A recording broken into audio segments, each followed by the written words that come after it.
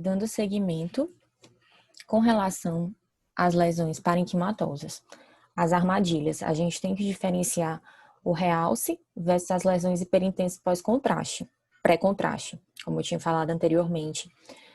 Na sequência pós-contraste em T1, é possível delimitar melhor as lesões naquelas lesões com edema circunjacente, pois esse edema ele vai se apresentar hipointenso.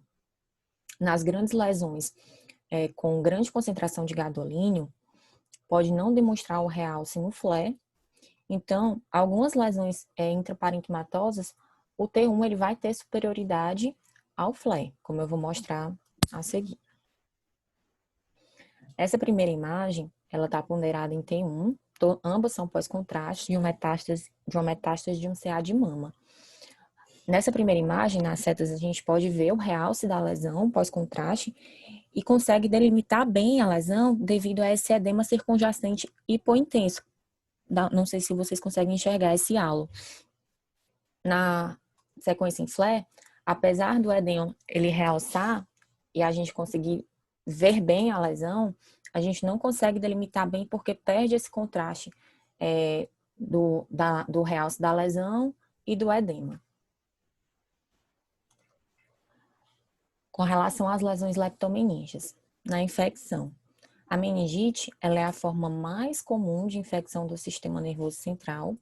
O diagnóstico ele se baseia pelo estudo do líquor e a ressonância ela é importante para monitorar as complicações associadas. O flare ele tem uma vantagem por não demonstrar o realce nas estruturas vasculares e nas meninges normais.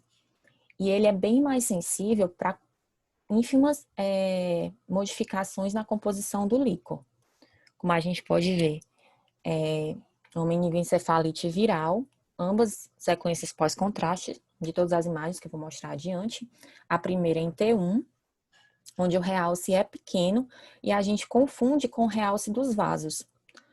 Na segunda imagem, a gente pode ver aqui nas setas apontado o realce das leptomeninges e o vaso ele está suprimido nessa imagem, a gente não consegue ver. Então, todo esse realce está vindo da meninge afetada.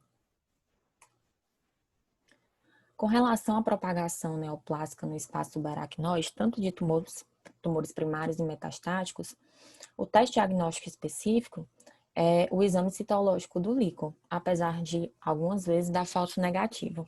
A ressonância ela é importante principalmente para avaliar a extensão da lesão e a resposta terapêutica. Nessa primeira imagem, nós temos a primeira imagem em T1, onde o realce ele é bem pequeno, e na segunda imagem, aqui vocês podem ver na seta, é um realce mais evidente,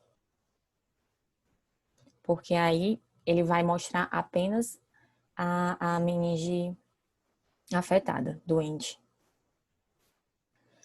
Aqui na segunda imagem, a gente tem um glioblastoma bitalâmico, que a gente não consegue ver nessa imagem em outro corte, e ele tem uma disseminação para o líquor. Nessa primeira imagem, é uma imagem em flare, e a gente vê esse realce bem evidente, ao contrário da imagem em T1, onde é bem sutil. Na síndrome de Sturge-Weber, a principal vantagem do flare é não mostrar o realce das estruturas vasculares normais, como eu falei. Então, ele é bem útil na detecção das doenças leves e doenças bilaterais. Nessa imagem, a gente pode ver, essa segunda imagem é uma imagem em T1, pós-contraste, onde a gente confunde o realce real com o realce dos vasos. Já na primeira imagem, que é uma imagem em flare, a gente vê esse realce leptomeningeo bem definido, bem mais definido no hemisfério cerebral direito.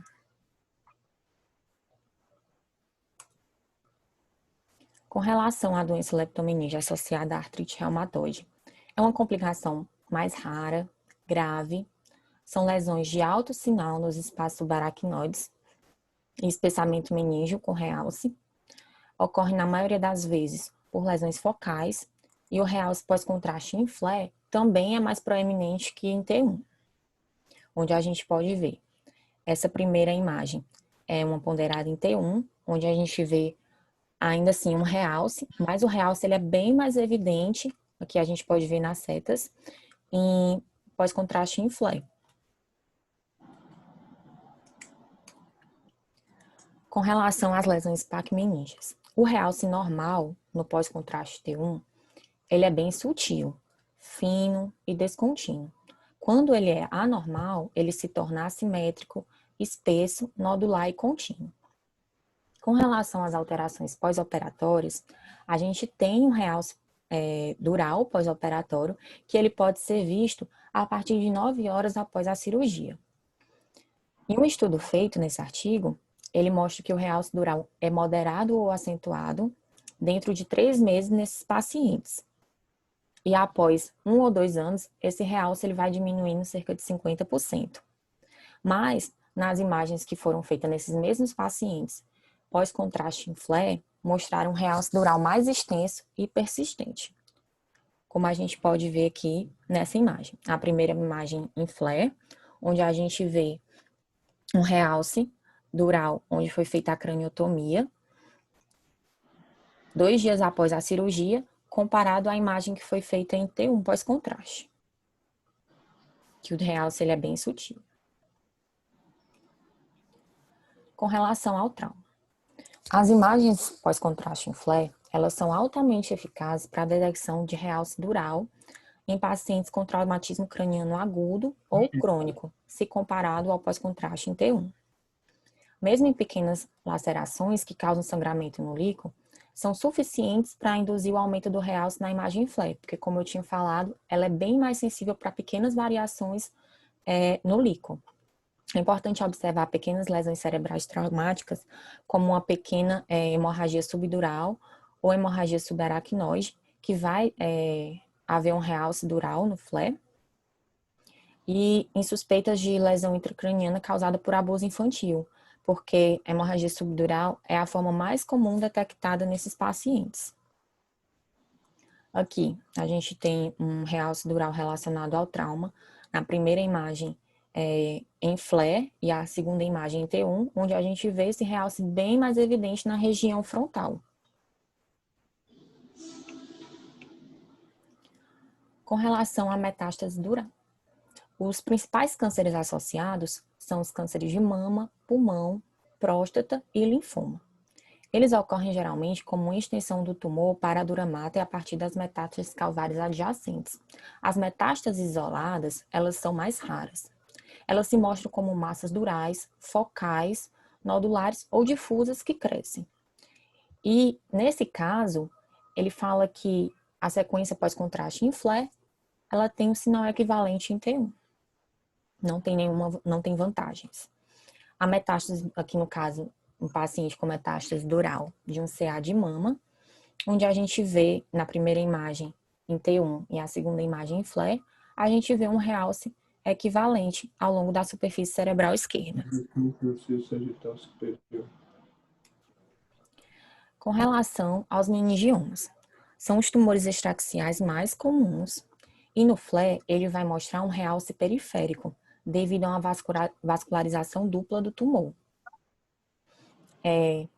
Isso é visto comumente nos tumores maiores que 2 centímetros de diâmetro. A parte central, ela é altamente vascularizada, então ela vai ter uma maior concentração de gadolínio, tendo um baixo sinal em flare e um alto sinal em T1, e a cápsula, por ser menos vascularizada e ter uma menor concentração de gadolínio, nós vamos ver um alto sinal pós-contraste em flare. Aqui nesse caso. A gente vê esse realce periférico na primeira imagem em T1, em flare, e um realce homogêneo na segunda imagem, ponderado em T1. Com relação às lesões de nervo craniano, o diagnóstico da neurite facial. Nas imagens em T1 pós-contraste, ela tem um papel limitado, porque o nervo facial normal, ele já realça. Já em flare, ele tem uma vantagem, porque o realce vai apenas ocorrer com o nervo facial patológico, porque o plexo arteriovenoso ele é acentuado e envolve o nervo facial normal, ele não vai ser visível. Então, quando realçar nessas imagens, a gente vai ver um nervo patológico, como nessa imagem. A primeira imagem é um T1 pós-contraste. A gente vê um realce anormal borrado, onde entre as setas. E na segunda imagem, em flare, a gente vê um realce. Se há esse realce, o nervo é patológico.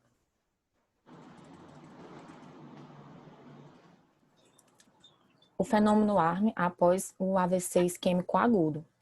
Esse fenômeno é um fenômeno de imagem causado pelo rompimento da barreira hematocefálica após a reperfusão aguda e um realce consecutivo e tardio do gadolínio no espaço subaracnoide nas imagens em flare.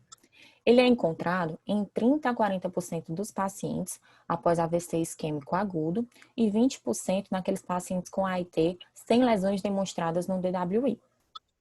Ele pode estar associado à idade, reperfusão, trombólise, procedimentos endovasculares, aumento da concentração de gadolínio e uma baixa função renal.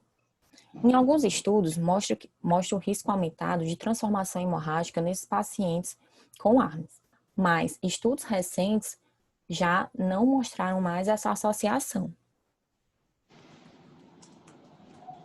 Aqui a gente tem o hipersinal extenso, relacionado a um acidente vascular cerebral isquêmico.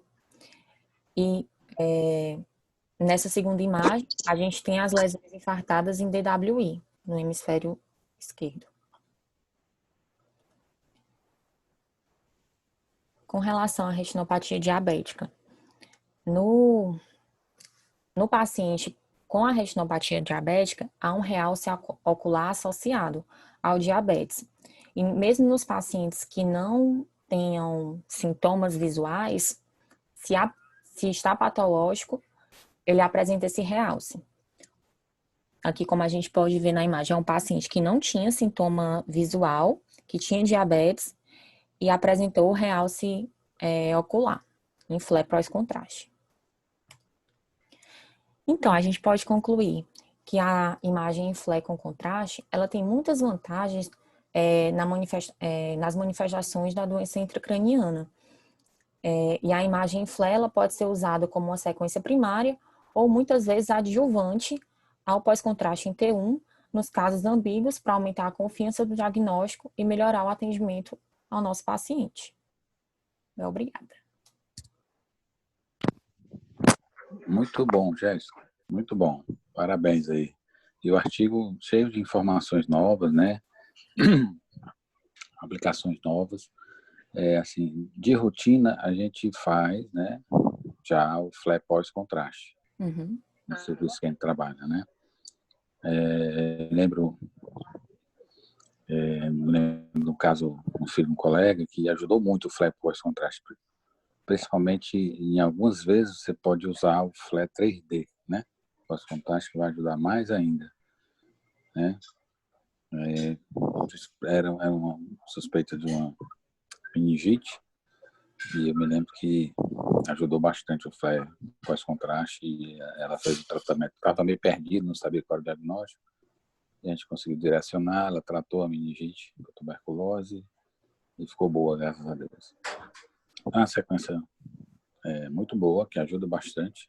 A gente já usa na prática hoje, no dia a dia. Eu achei interessante o artigo porque ele mostrou várias outras aplicações, né, que eu realmente não conhecia. E gostei da apresentação e do artigo. Muito bom. Nina, se quiser comentar alguma coisa, fica à vontade.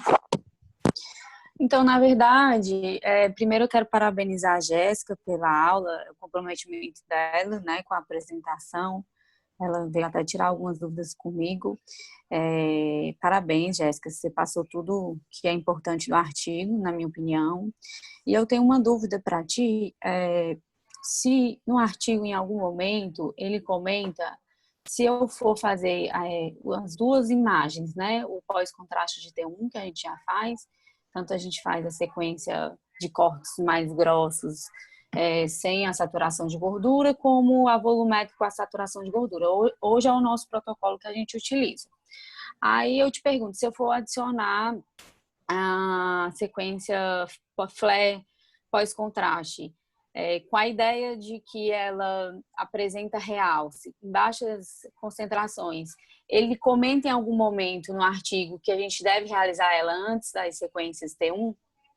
Ou ele não fala, ele não sugere nenhum protocolo? Não, doutor, ele falou no específico das lesões, da apresentação. Ele só focou na patologia, ele não nas patologias e na utilização. Doutor Pablo, você tem alguma experiência? Se você prefere realizar ele antes ou depois do T1? Não, a gente faz antes do T1, a gente deixa o T1 pro final, sabe? Porque em algumas situações o realce no T1 é mais tardio, né? Então, a gente injeta e faz o FLE e deixa o axial T1, o volumétrio T1 depois. Por último. A gente faz a sequência aí. FLE, T1 e volumétrio. Você acha assim que pela aplicabilidade, pelo menos assim, é só teoria aqui, seria interessante a gente injetar uma quantidade só um pouquinho, aí fazer um flare para a gente pegar essas lesões que pegam em baixa concentração e depois injetar o restante do contraste e fazer um T1? Ou você acha que o fato da gente captar a sequência flare bem precoce já faz esse efeito? A sua opinião? Eu acho assim, talvez para esclerose múltipla, sim. Talvez esclerose múltipla, sim. Mas nos outros eu não vejo muita diferença não, sabe? Acho que Porque eu talvez pensei em a gente aplicar na nossa prática clínica, né? Assim, no dia a dia, a gente começar a usar essa sequência, principalmente nesses locais que são escola, nos casos de neurite, né? Que a suspeita seja neurite, porque ficou bem aí a aplicação quando é dentro do que no pós-contraste. Pelo menos foi o que o artigo trouxe, né? Eu lembro de uma aula de um colega da gente, se eu não me engano, porque agora me faltou o nome dele, foi no CBR de 2019, que ele falou da utilização. Pronto, exatamente. Ele falou dessa utilização dessa sequência para avaliação do seio cavernoso. Mas ali era o P2 volumétrico, era o FIES, não era o FLE, não. Era o FIES. Tá. É outra sequência, né? É outra sequência, Tá bom. Legal. Beleza? Beleza. Ótimo. Muito bom, viu? Muito bom mesmo. Parabéns, essas outras aplicações eu realmente não conhecia. De retinopatia diabética, na neurite, não me chamou a atenção nenhuma vez que eu fiz. Mas eu vou me atentar agora e passo para vocês. Tá bom? Ótimo. Valeu, pessoal. Tá bom, obrigada, pessoal. Boa tarde. Boa tarde. Tem uma aulinha agora mesmo, 1 hora do Vitor Hugo, né? Depois a Neurotime. O HGF vai estar na Neurotime, então participem, viu? Um abraço, pessoal. Um abraço. Obrigado aí, Nina. Tudo bom. Tchau, tchau. Obrigada, professor.